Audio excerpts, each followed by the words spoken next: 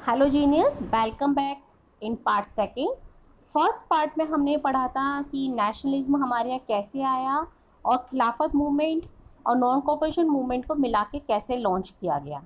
अब हम उसके आगे का सीन पढ़ते हैं कि जब खिलाफत और नॉन कॉपरेशन मूवमेंट को एक साथ जनवरी 1921 में लॉन्च किया गया तो इसका हमें क्या क्या असर दिखाई दिया।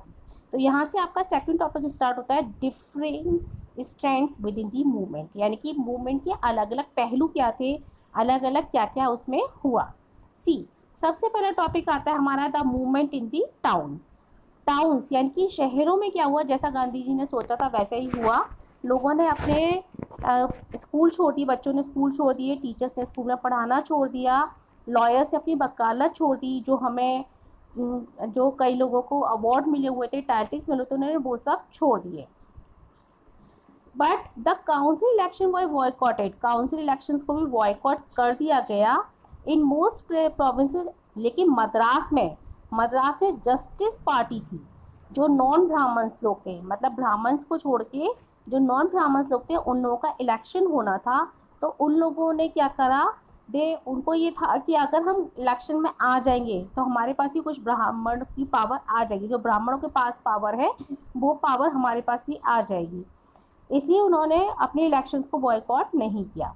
उसके बाद इफेक्ट्स ऑफ नॉन कॉपरेशन क्या हुआ इकोनॉमिक फ्रंट में मतलब पैसे संबंधी क्या हुआ, फॉरेन गुड्स को बॉयकॉट कर दिया गया, लिक्विड शॉप्स को बंद कर दिया गया और हमने फॉरेन चीज़ों का पूरी तरह से विरोध किया, उनको जला दिया गया। नतीजा क्या हुआ, जो इम्पोर्ट फॉरेन क्लोथ्स का बिल्कुल हाफ रह गया। अंग्रेज़ जो हमारे यहाँ माल लेकर आते थे, अपने यहाँ बनवा के हमारे यहाँ से कच्चा माल ले जाते थे, अपने देश में बनवाते थे और हम पे ही बेचते थे वो माल ला के। वो माल उनका जो 102 करोड़ का, यानी कि 102 करोड़ का आता था, वो खाली 57 करोड़ रह गया। अब फॉरेन गुड्स का लोगों ने बहिष्कार शुरू कर दिया, फॉरेन गुड्स को भी लोगों ने बॉयकॉट कर दिया। पूरी जगह तक ये फैल गया। लेकिन लास्ट में क्या हुआ, धीरे धीरे ये सब चीज़ें वापस होने लगी। क्यों? क्योंकि जो खादी थी, जिसको लोग पहनना पसंद करने लगे थे और मशीनी चीज़ों को हाथ नहीं लगा रहे थे, वो बहुत ज़्यादा महंगी थी बजाय कॉटन क्लोथ्स के। और मशीनरी गुड्स से जो कॉटन क्लोथ्स बन के आ रहे थे उससे वो ज़्यादा महंगा पड़ रहा था और हर कोई इसको अफोर्ड नहीं कर पा रहा था।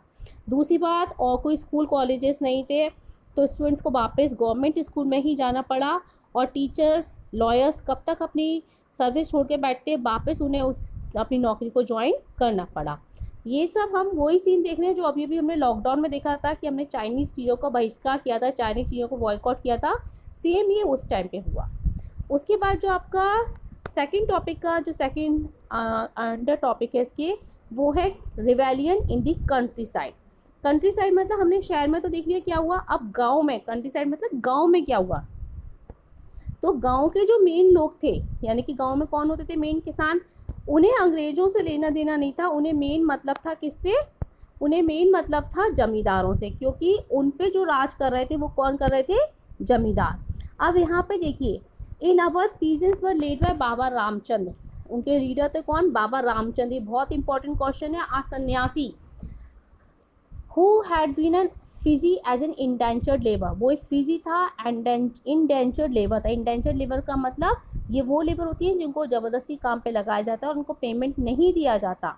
यहाँ पर जो मूवमेंट था वो तुलकदास और लैंडलॉर्ड्स के खिलाफ था, क्योंकि उन किसानों पे जुल्म ये लैंडलॉर्ड्स और तुलकदार करते थे। ये अंग्रेज़ों के अंडर में रह के काम करते थे और किसानों पे जुल्म करते थे। तो इसलिए इनका मूवमेंट किसके खिलाफ था, इन लोगों के खिलाफ। तो ये लोग चाहते थे कि हमें बैगर ना बोला जाए, हमारे पेमेंट को मारा ना जाए, प्लस लैंड का रीडिस्ट्रीब्यूट कर दिया जाए। ठीक है, ये इनकी डिमांड थी। नंबर 1, इनको बैगर ना बोला जाए, इनको जो पेमेंट ये लैंडलॉर्ड क्या करते थे, इनसे काम कराते थे, इनको पेमेंट नहीं देते थे काम के बदले, तो चाहते थे हमारा पेमेंट ना मरे, यानी कि हमें पेमेंट मिल जाए और लैंड का रीडिस्ट्रीब्यूट हो जाए। अब इस तरह से जब इन्होंने डिमांडें रखी, उस समय पे नाई धोबी बंद, यानी कि जो नीची जात थी, नीची जात से मतलब जो थोड़ी सी मतलब थोड़ी सी लॉयर कास्ट जो जाते थी, उन्होंने अपनी पंचायत बुलाई। उन्होंने क्या करा, अपनी मिलके इन जून 1920 में जवाहरलाल नेहरू वहाँ गए अवध गए जवाहरलाल नेहरू और वहाँ पर औध किसान सभा के नाम से, औध किसान सभा के नाम से उन्होंने वहाँ पर एक वो बना ली, औध किसान सभा के नाम से इन्होंने वहाँ पर अपनी सभा बनाई जिसके हेड थे जवाहरलाल नेहरू। ये भी बहुत क्वेश्चन आता है कि औध किसान सभा के हेड कौन थे, तो औध किसान सभा के हेड जवाहरलाल नेहरू, बाबा रामचंद्र थे। इसके बाद वहाँ पर एक ही महीने में इसकी 300 ब्रांचें पूरे इंडिया में खुल गई और सारे किसानों ने मिलकर इस स्ट्रगल में साथ दिया। लेकिन फिर वही हुआ, जैसे जैसे मूवमेंट बढ़ता चला गया तुगलकदास और मर्चेंट्स पे अटैक होने लगे, यानी कि ये मूवमेंट भी हमारा नॉन वायलेंस का मूवमेंट नहीं रह गया, यहाँ पे वायलेंस फैल गई।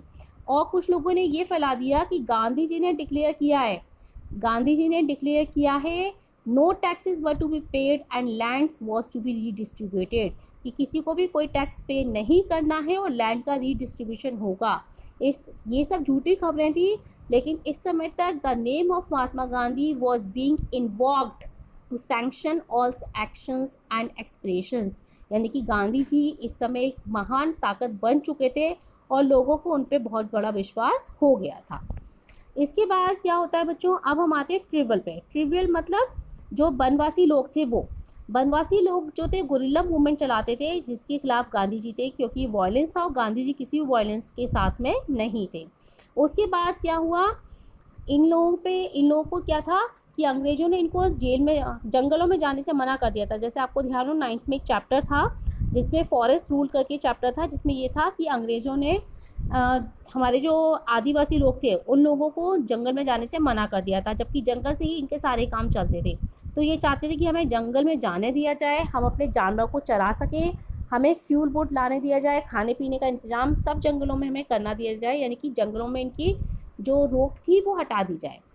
उसके बाद क्या हुआ, इनका जो लीडर था वो बहुत इंटरेस्टिंग फिगर, वो कौन था, अलूरी सीताराम राजू। क्या नाम था उसका, अलूरी सीताराम राजू। ये वो इंसान थे जो अपने आप को कहते थे कि भगवान का अवतार हूँ, मेरे पास कोई स्पेशल पावर है। ये अपने आप को भगवान का अवतार बताते थे। कौन, अलूरी सीताराम राजू, जो आदिवासियों के हेड थे। उन्होंने कहा कि मैं भगवान का अवतार हूँ, मेरे पास कई ताकतें हैं, मैं किसी को भी जिंदा कर सकता हूँ, किसी को भी बचा सकता हूँ। और वो गांधी जी को फॉलो करता था, वो खादी पहनता था, वो उसने गांधी जी की तरह नॉन वायलेंस को फॉलो करना शुरू चाहता था, लेकिन वो उसको फॉलो नहीं कर पाया। उसके बाद उसने ड्रिंक करना छोड़ दिया और सब लोगों से ये कहा कि हमें ड्रिंक नहीं करनी चाहिए, लेकिन उसे गांधी जी का बस नॉन वायलेंस वाली बात को नहीं माना। और वैसे गांधी जी का बहुत बड़ा भक्त था, लेकिन लास्ट में 1924 को अंग्रेज़ों ने उसे पकड़ लिया और उसे हैंग कर दिया, यानी कि उसको मार दिया गया। अब इसके बाद जो तीसरा टॉपिक है, सेकंड टॉपिक के अंतर्गत आपका तीसरा टॉपिक है, that is Swaraj in plantation. Plantations क्या था बच्चों, प्लांटेशन वो जगह थी जहाँ पे एक ही तरह की खेती की जाती है, जैसे कि चाय की या कॉफ़ी की, और वहाँ पर जो लोग रहते हैं, जो लोग उसको काम करते थे, उसके लिए अंग्रेज़ों ने एक रूल बना दिया था। जैसे कि यहाँ पर आप देखिए, इनलैंड एमिग्रेशन एक्ट ऑफ 1859। कौन सा एक्ट था, इनलैंड एमिग्रेशन एक्ट ऑफ 1859। ये भी एमसीक्यूज़ में आता है। ये वाला एक्ट कब आया, तो ये कानून अंग्रेज़ों ने बनाया 1859 में। इनलैंड एमिग्रेशन मतलब यहाँ से कहने का मतलब ये था कि यहाँ से कोई भी वर्कर्स जगह छोड़ के नहीं जा सकता, वो यहीं पर रहेंगे, यहीं पे पूरे टाइम रह के काम करेंगे, अपने घर जाने की अनुमति उन्हें नहीं थी। लेकिन जब उन्होंने सुना, किसने, प्लांटेशन वर्कर्स ने जब ही सुना कि गांधी जी आ गए हैं, उन्होंने नया मूवमेंट चलाया है, तो उन्हें ये लगा कि गांधी जी का राज आ गया है, अब हमें कोई जाने से नहीं रोक सकता। वो बेचारे प्लांटेशन छोड़ के बाहर निकले। जैसे ही बाहर निकले, पुलिस ने उनको पकड़ लिया और बुरी तरह से मारा और गोली से शूट कर दिया। इस तरह से ये मूवमेंट जो था वायलेंस में चेंज हो गया। The vision of these movements were not defined by the Congress programme, they interpreted the term swaraj in their own ways. इसी तरह से अंग्रेज़ों ने क्या किया, अंग्रेज़ों ने अपनी तरह से इसको हैंडल किया, कांग्रेस ने अपनी तरह से हैंडल किया। इस तरह से yet when the tributes chanted Gandhi ji name and their slogans demanding स्वतंत्र Bharat, they were also emotionally relating to all India agitation. लेकिन सबके मन में यही भावना थी कि किसी तरह से हमारा भारत स्वतंत्र हो जाए। गांधी जी का नाम इस समय एक ताकत बन चुका था। गांधी जी के नाम पे पूरा इंडिया खड़ा हो जाता था और गांधी जी का नाम एक ताकत बन चुका था। लेकिन क्या हुआ, इस मूवमेंट को वापस लेना पड़ा। क्यों? जैसा कि आपको इस पिक्चर दिखाई दे रहा है, चोरी चोरा एक जगह थी यूपी में, उत्तर प्रदेश में गोरखपुर नामक एक जगह पे चोरा चोरी छोटी सी जगह थी, जहाँ पर a peaceful demonstration in bazaar turned into violence clash with the people. Hearing of the incident, Mahatma Gandhi called a halt to the non-cooperation movement. वहाँ पर कई पुलिस वालों को जिंदा जला दिया गया, चौकी पर अटैक किया गया और कई पुलिस वालों को जिंदा जला दिया गया। इससे नाराज होकर गांधी जी ने अपना मूवमेंट वापस ले लिया। ये था आपका second part of this video. Next third part में हम थर्ड वीडियो डिस्कस करेंगे। Thank you.